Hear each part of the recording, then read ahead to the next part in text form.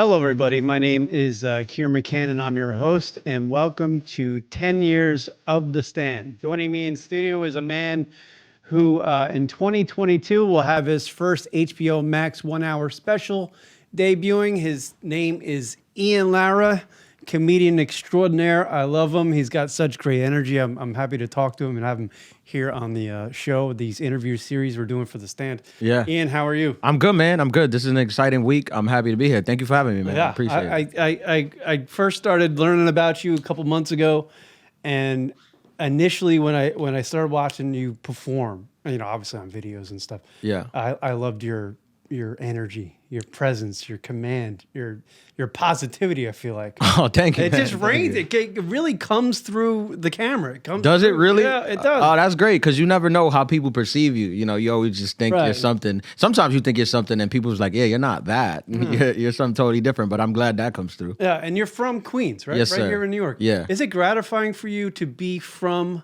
New York and make it in New York, make it in comedy? With all these guys around here, people flock to New York, don't they? Yeah. Become stand-up comedians, yet you've been here already. Right. Yeah. I mean, I think the whole if you can make it here, you can make it anywhere thing. I think it mostly.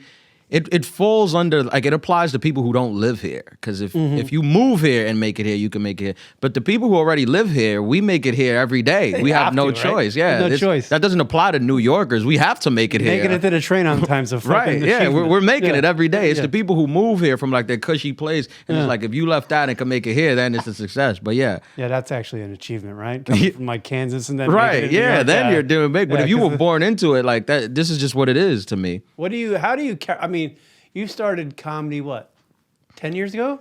Almost exactly when the stand opened, or about 11 years technically, but 10 like officially. What would you attribute your success to? Because I feel like, Chris Italia. yeah? Nah, it's a mix of Is it hard? What is it? Just repetition? Consistency? Is a mix of like repetition, consistency, and having the right people in your corner who believe in you. At first, it's kind of like a train that as it goes, you go picking up people that get on the train that believe in you. And the better people, you get good people on that train continues to build momentum. But at first, it's just you by yourself kind of pushing it. Yeah. But you keep pushing, you start rolling. And once it gets going, then it's like on a fast moving thing. Was the stand the first place you went? How did you begin? Where did you get your start? Nah, I was in college at the time, and I just went on the computer and I wanted to try stand-up comedy, and I Googled how do you start stand-up comedy, and I found an open mic that you could go to. It was a Laughing Buddha open mic, and it was at Broadway Comedy Club. That's the first place I got up and performed. Yeah, and how did that go? It was good. The first time I Really? did it, it was great. Like for me, How long were you on? 5 minutes. No shit. Yeah, it was great because you don't know when you just start something, you don't know you're bad, like because you don't know the art. You just think you're good Right. because you don't know yet. So I've been doing fucking internet radio for 17 years, and I always tell my co-host at the time, I was like, I do one good show, I'm quitting. right, all right. It's 17 years, so. Right, yeah. So it's like I went up, I performed, I did 5 minutes, I got a couple laughs, and I got off the stage, and I was like, maybe I'm Chris Rock, like maybe. I think I am. I think I'm Chris Rock. But obviously, after you do it, you learn that no, it's an art form that takes a lot of work, like Right. a lot of things. It's so funny. Like now, I have so many people, not so many people, but like a lot of people I know, some family members, like they see the success and they're like, oh, I think I want to start comedy, and I'm like, Right. it's so crazy how you forgot all the like early years, like Yeah. all the light years, like in this family, like y'all were there, y'all saw it, like Yeah. you saw all the things that I missed because I was doing open mics. Spending money, not making money. Right. They Yeah. were there, but now they see this and they're like, oh, they see the bright light and they're like, oh, we think I want to do it. People tell me I'm funny. And I always tell everybody who tells me to want to do it, I'm like, do it. Yeah. That's a, It's so how gratifying. I mean, it's got to be here right now, sitting this week, knowing that you came from, 10 years ago, and now you're HBO special. yeah. It's I mean, to be honest, sometimes you got to just pause, take a step back and like be like, you? all right, yeah, I this mean, is cool. you're young, right? So it's kind of cool that you're 31 years old and you can see that. You need Yeah. to step back and go, this is fucking pretty. Yeah, this is. I just turned 32, but yeah, every so often I remind myself because in this business it's so easy. Like once you get the first thing, it's like what's next. Like Right. you always got to find what's next. And as I position myself to find like what the next goal is, I always like in my head I have a mantra like to remember that the journey is the thing. Like Right. it's not the destination, it's the journey, and like I you're always in say the that journey. about because I'm a New York baseball fan, Yankee fan, right? Yeah, I'm a Mets. Sorry. Sorry to you too. He got swept also. Yeah. But I'm like, I always like the season. I like watching the season. Obviously we've won world championships, but it's not about that. It's about all the highs and lows of the season. It's the journey. Yeah. I mean, it's in everything is the journey. Like even the special, we recorded it. It was great, and I loved it. But the recording, the taping, that was just one night. That was great. And tomorrow we'll premiere it, and that'll just be one night. That'll be hopefully great and a great reception. But the journey was the 11 years or 10 years that I was doing comedy, where some nights were bad and some nights were great, but it was my whole 20s that I dedicated to this art form. And it's nice to see in my early 30s, like stuff paying off at least a little bit. At what point did you, when you started out, did you feel like, you started getting a little momentum, a little something? It took a long time. Yeah. It took a long time. I did the Tonight Show, probably when I did the Tonight Show, which I was about the first time I did the Tonight Show, I was about 7, 8 years in. But then the world locked down, kind of. So I built like a little momentum, and then the world just went away because of the pandemic. That was the first big thing where I could like say, but in this business, like you have small achievements that keep you going. Right. Like I remember year 3 or 4, Mark Norman saw me at the stand and thought I was funny and was like, "Hey man, if you're ever interested in like opening up for me, like I would," and I was like, yeah, that's the coolest thing. Networking a big part of it? Yeah, that was the coolest thing. Mark Norman just saw me hosting at the old stand, and Mark Norman used to go first all the time because he was running around doing spots. Right. So you go first, you get to watch the host. And when I used to host, I hosted at the old stand for like 4 years, because back then you couldn't move up how you move up now. It was one room, so you had to really work your way up. I mean, the host at the old stand was Derek Gaines and Aaron Berg. That lets you know how killer the lineups used to be. So you couldn't just break in the host. Like now, you could. So they have a lot of more shows, so it's more opportunity for the younger comics. The new place, You're right. So Mark would see me host like on a weekday at like 10 p.m.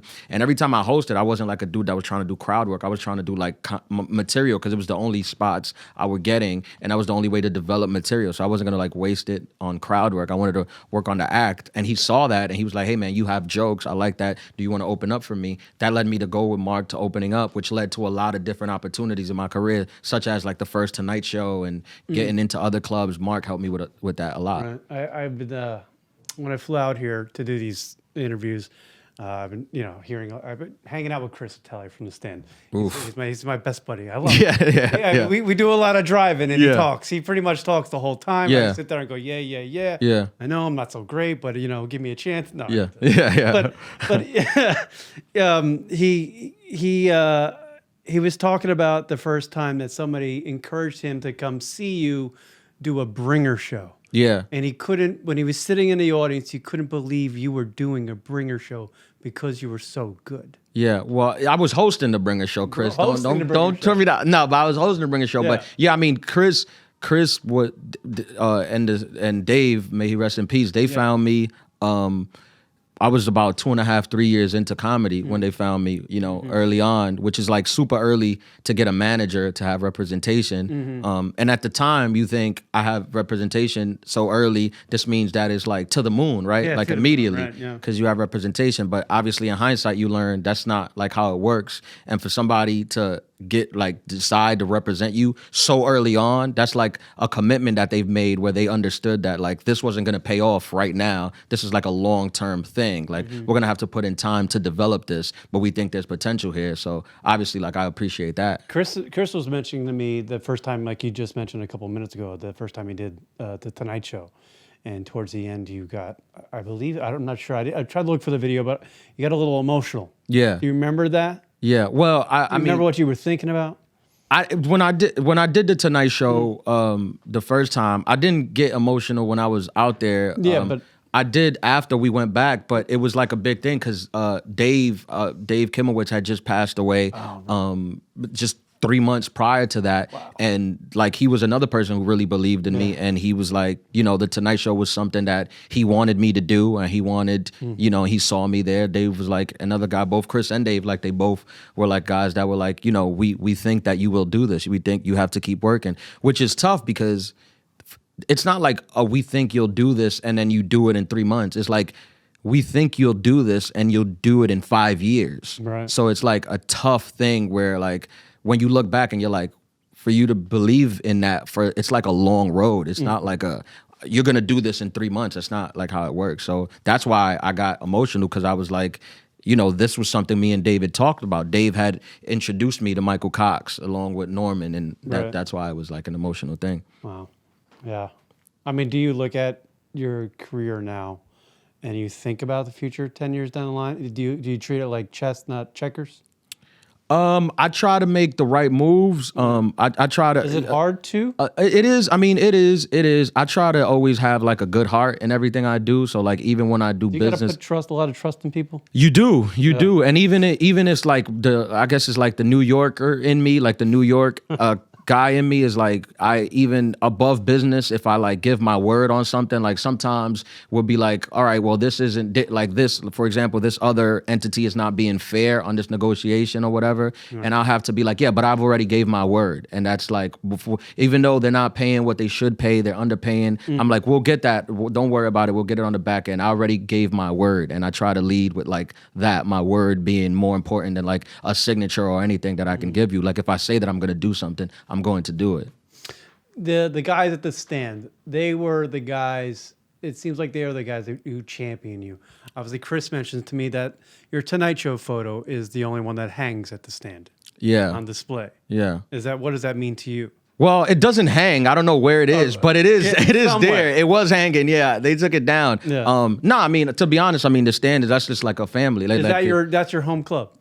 I mean, it's more, yeah. The stand, less, yeah. It's more like a family. Like I feel like I mean, because those guys from Dave, Chris, Patrick, and Paul. I mean, I was like a young boy in my early 20s when they allowed me to come in there and perform comedy for no reason. They did not have to do that at the time. The club was buzzing with the best comedians in the world all coming by to do it, and they still left a window open for me to like to be there. And also, we've went through stuff like as a family does, like the passing of David and me losing my mom last year. Like they were all there, so it's like it's more than just like a home club.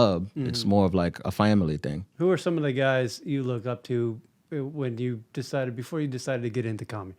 Who were some of the guys you idolized?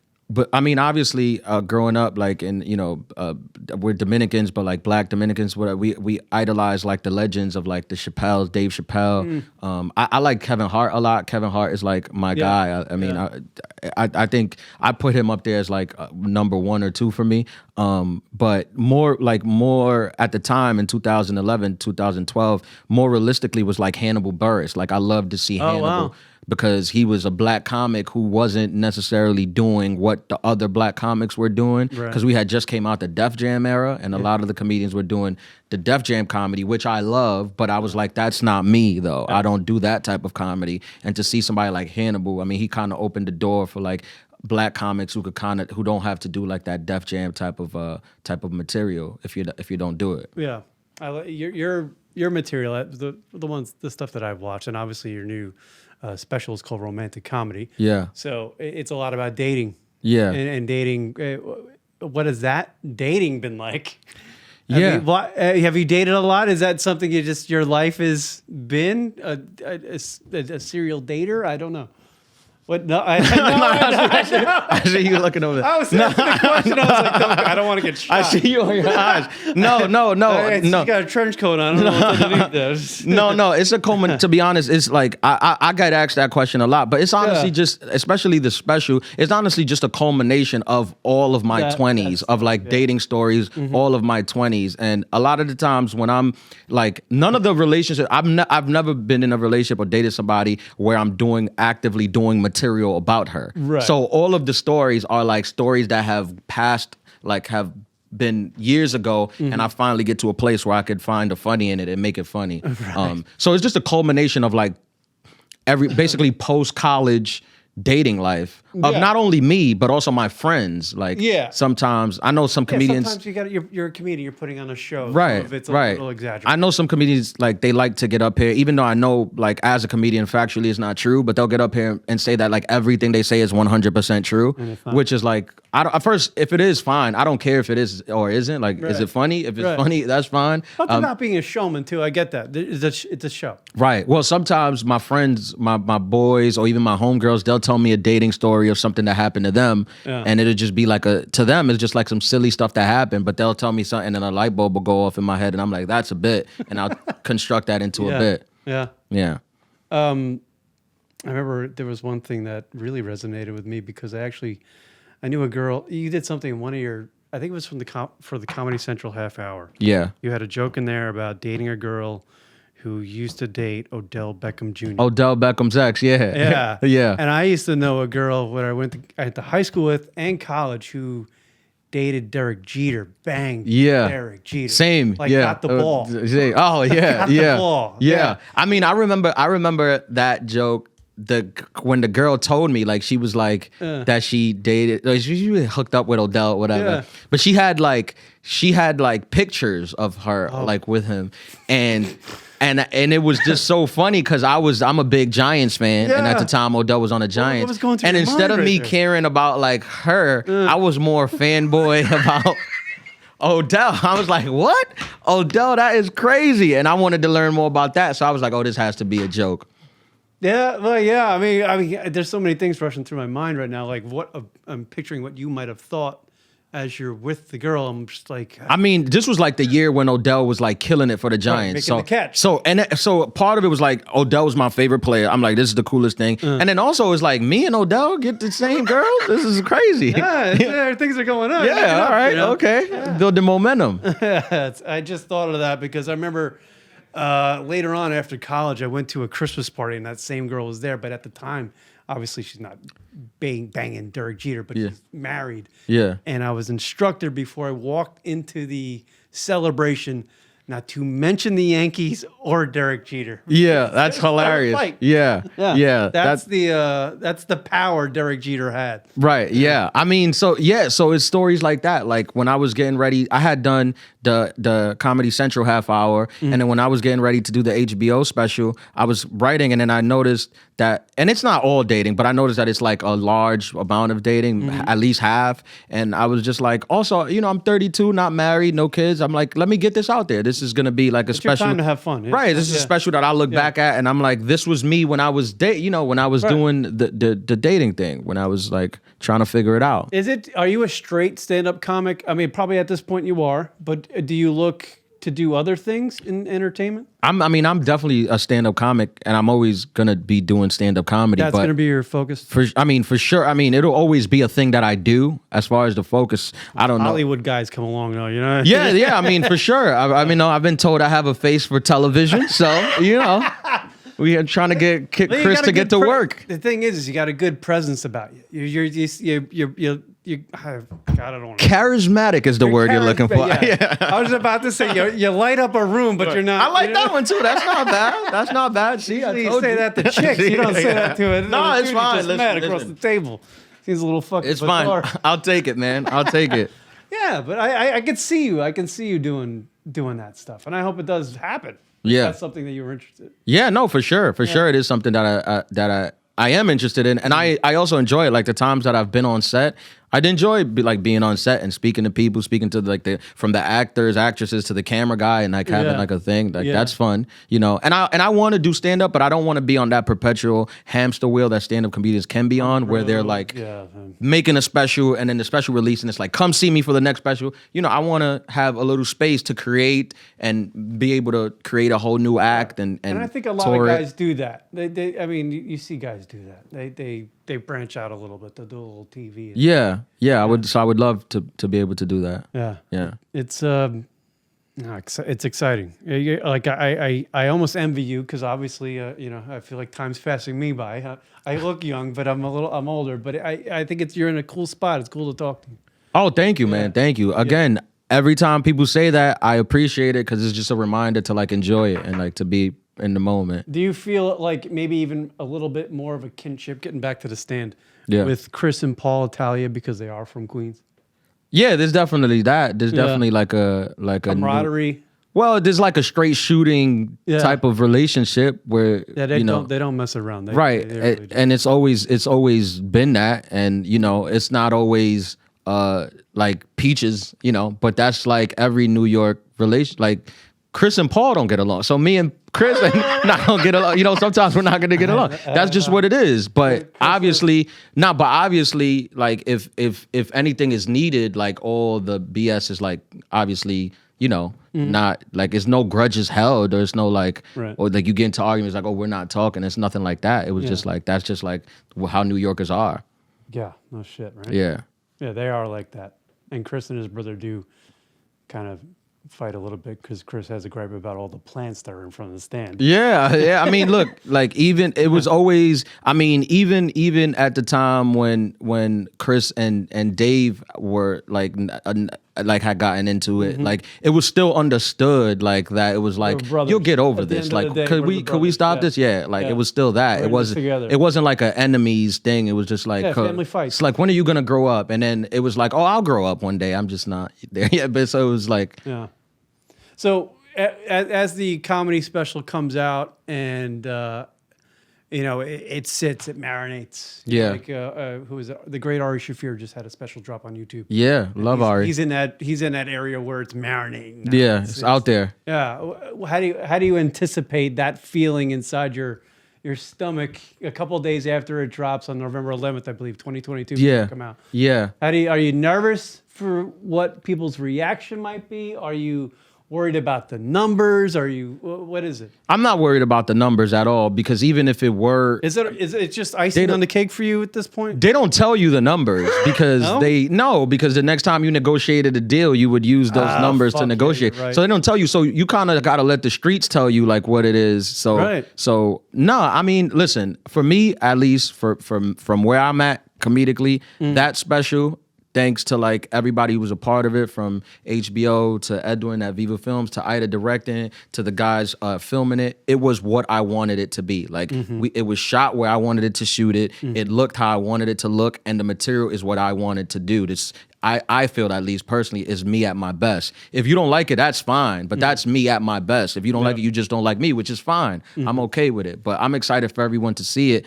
because I feel like capturing stand-up on video is so difficult to capture the person and the essence and the energy that they bring into a room is hard to capture on video. And when I watched the cut of it, I was like, I think we captured me here. Right. Yeah. Yeah. Like I was wondering, that's funny that you say that, capturing you and capturing the person that you are. I just felt like that just comes across as you because as you're just a positive kind of almost energetic, popping in your face type of guy. I feel like. Yeah, but for some, but it's not like that. You're saying that the director, has that's in their control. Yeah, from the director to the guys and it's you though. It's got to be you. Right? I mean, not really, because I've always been me, but I've shot other stuff where I didn't come across. Yeah, I didn't come across. Like it's something. It's like if I'm like you say, for example, if I'm a guy that lights up the room, then I shouldn't be shot in a dark.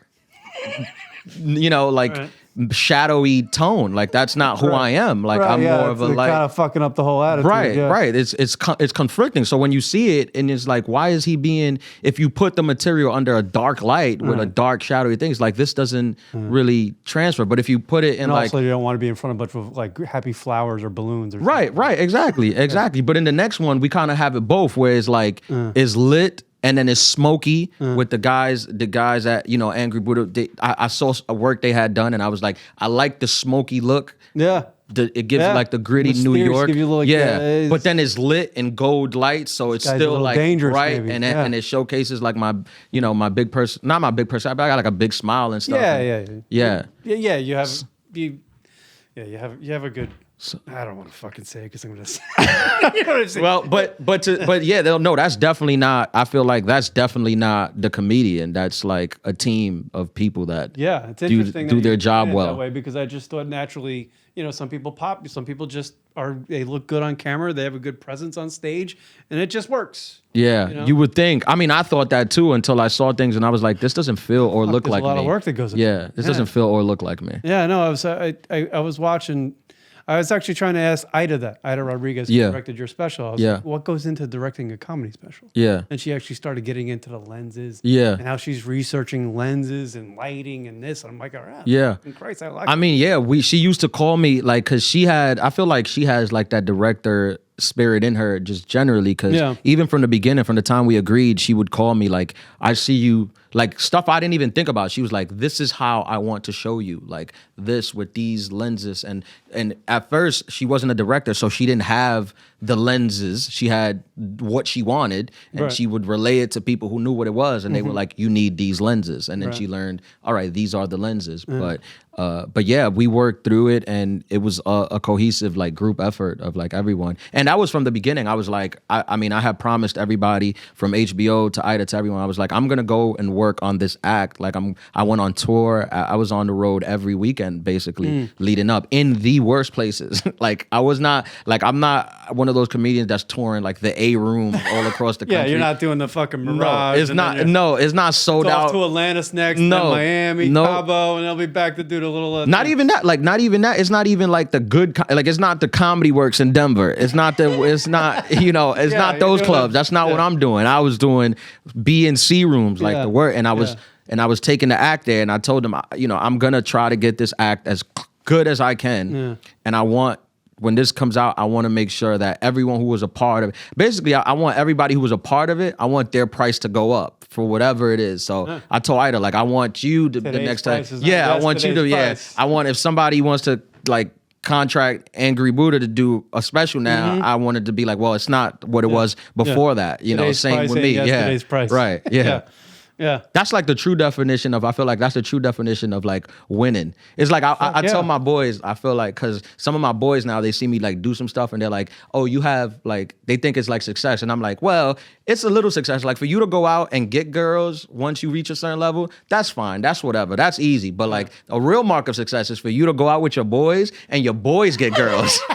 Because of you. Right. That's right. like, all right, yeah, like I don't have to do You have nothing. some Like sort of pheromone Right. smog. That just, right, like when my boys start getting girls because I'm there, then it's like, all right, that's you're successful. that's me, motherfucker. yeah. You're welcome. Yeah, I'm big on that. I'm always like, you know, it's about the, like, once you reach a certain level of scoring, it's about the assists. You gotta get your assists up. I wanted to ask you this, and now I know I'm going back to the fucking special again, but it's something to talk about. And the night before you taped it, Yeah. did you feel the pressure because of everything, like HBO and the filming, the director, everybody's gonna be? Did you feel any nervousness, pressure to deliver what you've been working on perfectly? Not really. I mean, obviously I had, so you feel a little anxious, you got a little bit of anxiety, but not so much because like I said, I was on tour. Like if I were touring, let's say I was on tour and I was doing these grade A venues, that was the best of the best where comedy shines, then I might have been like, what if comedy doesn't shine in this venue tomorrow? I would have had that fear. But because everything I had done was so much worse than what I was going to do, my mentality was like, there's no way this could not go well. Like it's a special in front of my family and friends and fans in New York City that's lit well. Like, how could this not go well? And obviously it cannot go well, but that was the attitude that I just told myself to keep myself being positive. I was more anxious doing all the other stuff, like the screen testing. You have to do walkthroughs. You got to do camera testing. You got to do, is the venue going to be cold enough? I was more nervous and anxious about that. And once showtime came, like when I was next, I was like, this is great because now this is what I do. Like everybody was doing what they do. Like the producers were producing, the director was directing, HBO was HBOing, you know, whatever they do. Yeah. But when it was my time up, I was like, all right, well now it's what I do. Like now we're in my home court. Like this is what I do. I do stand up. Like every night I do stand up. So I've been asking the people, and I know I haven't had many shows yet. Yeah. But the folks that have been here, Giannis Pappas and Paul Verzi, yeah, love all of them. And it's one question because comedians fascinate me. Yeah. What you do is hard as hell. Yeah. Yeah, I think it's crazy. Sure. It is nuts. Sure. But what is it? Can you pinpoint what it is inside you that makes you want to do this? Well, I mean, before it was like an art. Or it forces you to do it. Yeah. Before, it was like an art that I loved. Like, I just thought it was so cool, the fact that you could just go up there, grab a microphone, and make people have a good time, like, by just saying things. Like, I thought that was cool, and that drove me for like a long time. But last year, when my mom got sick with cancer, and I was like one of her main caregivers during the time, and basically because I was off during the day, I was the only one out of my siblings who was off during the day. And worked at night. I was there with her every day, basically, and I learned that, like, I would be with her during the day, which was in the toughest times because she deteriorated within like 3 months. So I had to watch my mom go through that. But I was still doing spots at the end of the day, and I would literally be like sitting in my car, like crying about losing my mom, and then I would just dry my tears, walk into the club and do a set, and it would go well, and it was the only thing that like kept me going. And that was like when I was like, oh nah, like I'm a stand-up comedian, like not only for me, like I am a comedian, like this is what you do. You can go from that kind of emotion in your car to making people laugh. Right. And then I was like, if this helps you, imagine how many people in the audience are going through something similar, that these 15 minutes, an hour, whatever you're doing is helping them. Yeah. And that's what drives me. And you have me. that ability to do that. Right. That's crazy. Right. That's what drives me now, where I'm just like, before, I remember before, like my whole situation with my mom, I would be on stage, and like sometimes if like a comedian you respect or look up to walks into the room, you kind of get nervous about like you want to do well. Like, but when I went through that, it helped me like own the stage more of like, nah, you're a comedian. Like this is what you do. Yeah, like, right. You do this professionally, because comedy's like a weird thing where you could like start year one and do open mics and you're like, I'm a comedian, but it's like, you know, I guess you are, you know. You I don't are, know. yeah, by name. But you need something to solidify it. And for me, like, it really wasn't like the Tonight Show or the Comedy Central stuff. It was kind of dealing with that helped me like be assured of myself. No kidding. Wow. That is a great explanation and what it is to be a comedian, because that is obviously I'm sure is family a big part of for sure. Yeah, that's kind of how I am, and I was just trying to put myself in your shoes, envisioning my mother who's getting older as well. Yeah. And being able to go from family being sad, and then being able to make people laugh in the same span of a half hour or so. Yeah, for sure. I mean, I was like, my mom was never like she was never sick. She was like one of the healthiest people I knew until the end. And I remember like I have friends who have lost parents or thing, and then you always ask yourself like, oh, you don't know, I don't know what I would do if I lost my mom or my thing. Like, people ask that question. I asked myself that question too, and I generally didn't have an answer. Like, for a long time I thought that I would just stop living. I would just be like, not that I would like hurt myself or anything, but like I would no longer find joy in life. Like, I just thought that the joy would be gone. I had the same thoughts. Right, which is like a natural thought. And then like through comedy, I was able to like, it held me over like through a tough time where I was like, oh no, there is still joy in life. Like, life is not, and sadness is not like bad neither. Like, sadness is like it's just like joy. It's a coin of the, two tokens, whatever the saying is. Right. So it's the same thing. So it helped me like embrace sadness just like how I embrace joy. And it has helped me like continue to like move on. Yeah. That's fucking interesting. Yeah. That's interesting. That's a good way to explain it. Yeah. I'm glad I talked to you today.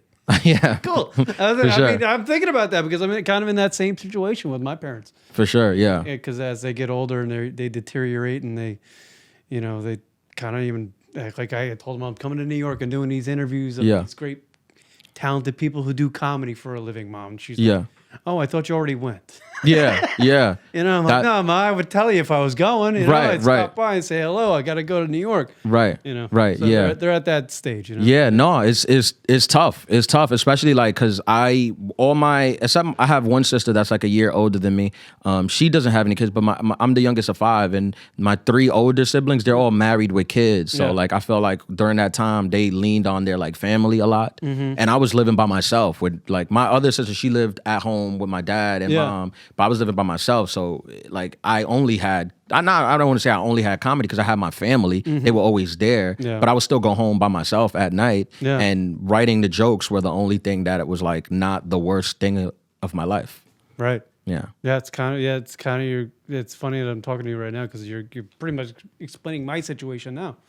And this is my release right here, doing this, talking to you. I understand 100%, man. Yeah, that's cool. That's a unique thing. I mean, I want to congratulate you on all your success. I was so looking forward to talking to you because you're just a positive energy dude, and I love your stand-up. I look forward to seeing what you do in the future, whether it's acting, whether it's I hear Chris talking back there. I don't know what he's saying.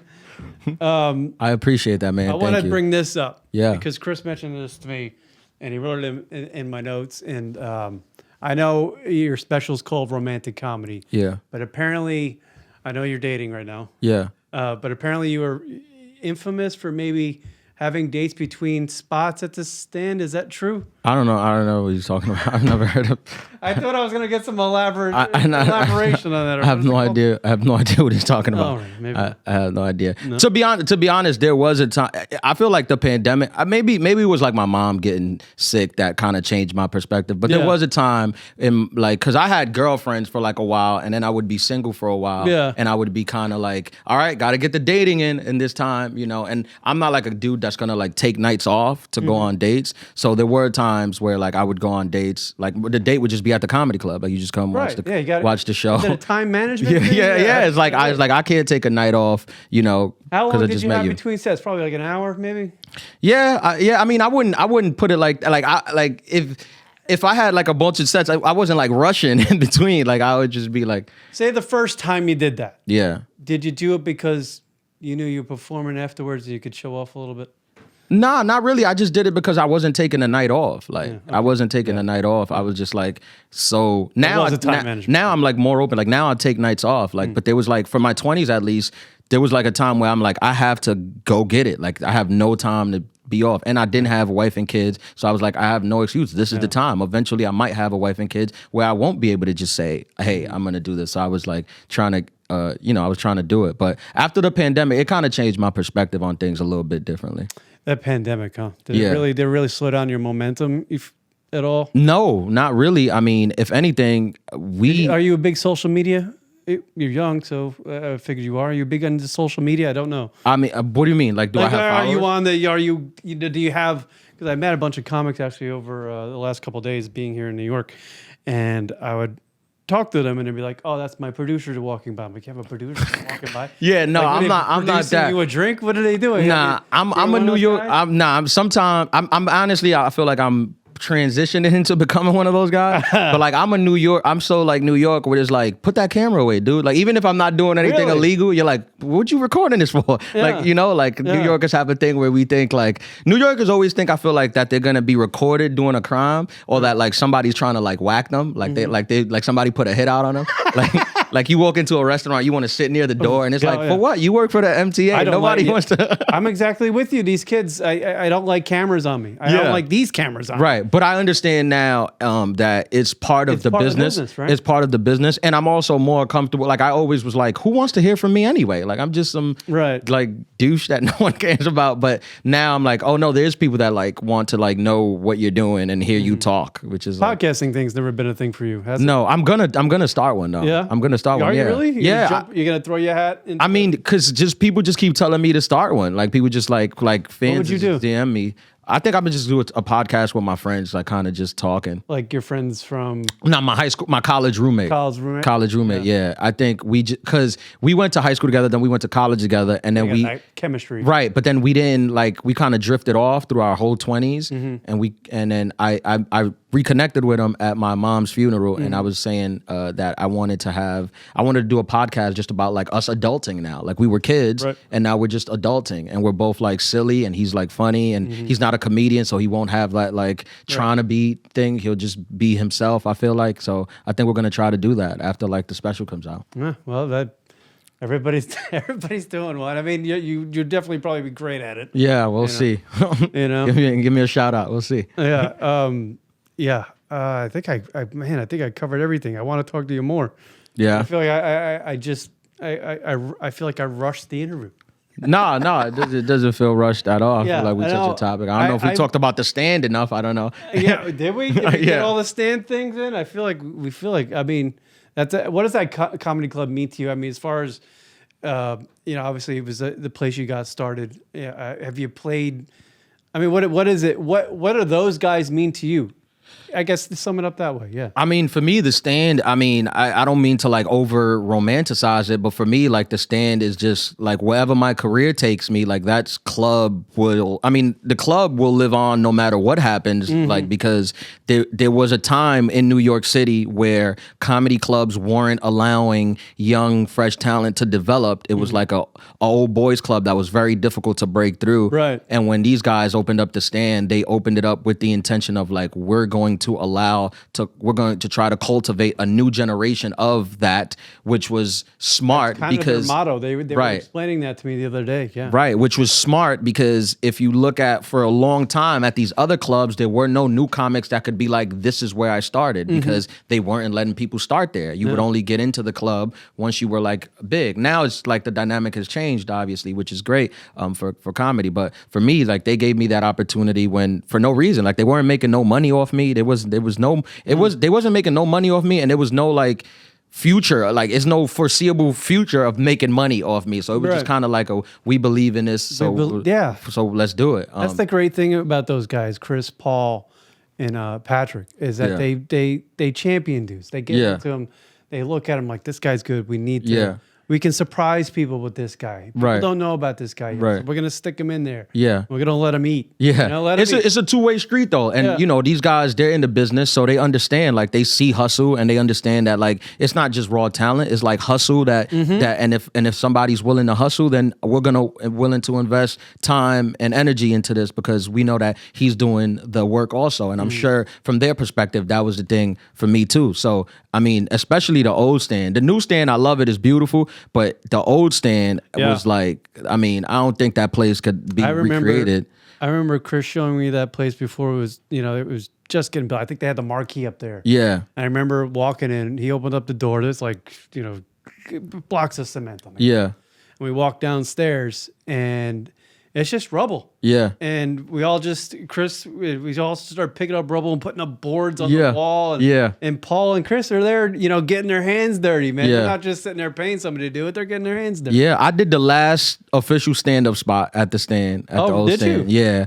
And I got a piece of the wall. I helped tear down the wall. Yeah. The big board. We took a hammer to it, a jackhammer to it, and got a piece of that wall. That's a little memento there. Yeah. No, for sure. I mean, I knew even then, and this was like what? I mean, at the time when the stand closed, I didn't have anything. I didn't have no credits. I had no Tonight Show. I had nothing. Right. But I knew even then that wherever I went in my career, like this club was going to be like a club that I spoke about for always, because they gave me that opportunity. And I was saying that to them the other day when I had them in for this series.